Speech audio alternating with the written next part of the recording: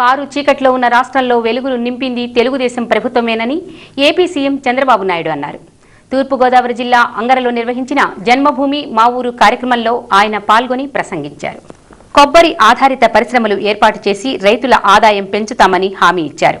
రైతుల రుణమాఫీ సాధ్యం కాదని ఎందరో అన్నారని, అయితే ప్రతికూల పరిస్థితుల్లోనూ రైతు సాధికార సంస్థను ఏర్పాటు చేసి రుణమాఫీ అమలు చేస్తామన్నారు.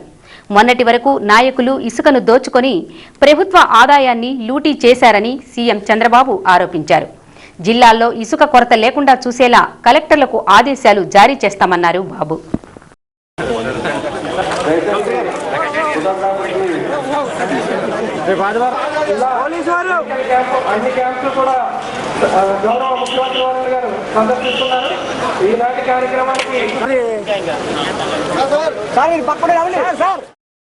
నేను 5 చాలా ప్రామిసులు చేశాం.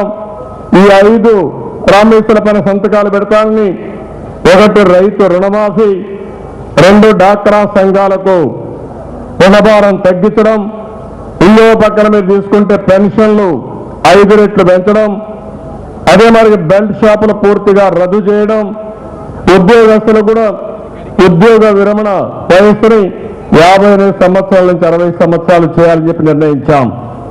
నేను చెప్పిన పనులన్నీ, నేను ఇచ్చిన హామీల్ని నేను నిలబెట్టుకున్నాను. అందుకనే ఈరోజు మీరు ఒక్కసారి ఆలోచించండి. చాలా ఇబ్బందులు ఉన్నాయి. సెపరేట్ ట్రెజరీ 2వ నెల ఎంత ఆదాయం వస్తుందో తెలియదు. ఖర్చులు మాత్రం ఖచ్చితంగా ఉన్నాయి. నిన్న కూడా మీరు చూస్తే కేంద్ర ప్రభుత్వం ఉద్యోగస్తులకు డిఏ ఇస్తే మనం ఇక్కడ ఉండే ఉద్యోగస్తులకు డిఏ ఇవ్వాలని, కష్టమైనా పర్వాలేదని సుమారు నెలకు 100 కోట్ల రూపాయలు చొప్పున 1200 కోట్ల రూపాయలు కరువు భత్యం కింద నిన్నే నేను శాంక్షన్ చేయించాలని చెప్పి కూడా నేను మీకు తెలియజేసుకుంటున్నాను. ఇలాంటి సమస్యలపైన ముందుకు పోతున్నాయి. పేదవాళ్ళకు ఒక మాట ఇచ్చాను, వాళ్ళ కష్టాలు చూశాను. వృద్ధులు కానీ వికలాంగులు కానీ చాలా సమస్యల్లో ఉన్నారు. అందుకే నేను ఆలోచించి ఒక మాట చెప్పింది, ఆ రోజు 200 రూపాయలు 1000 రూపాయలు చేస్తానని చెప్పాను.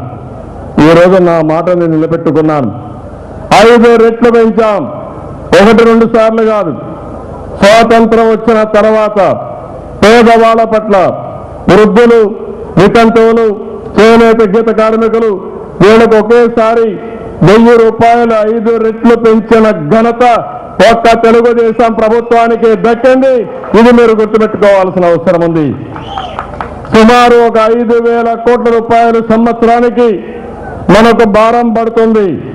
కానీ నేను ఒకటే ఆలోచించాను, పేదవాళ్ళు ఉన్నారు, నిరుపేదలున్నారు, వాళ్ళని ఆదుకోవాల్సిన అవసరం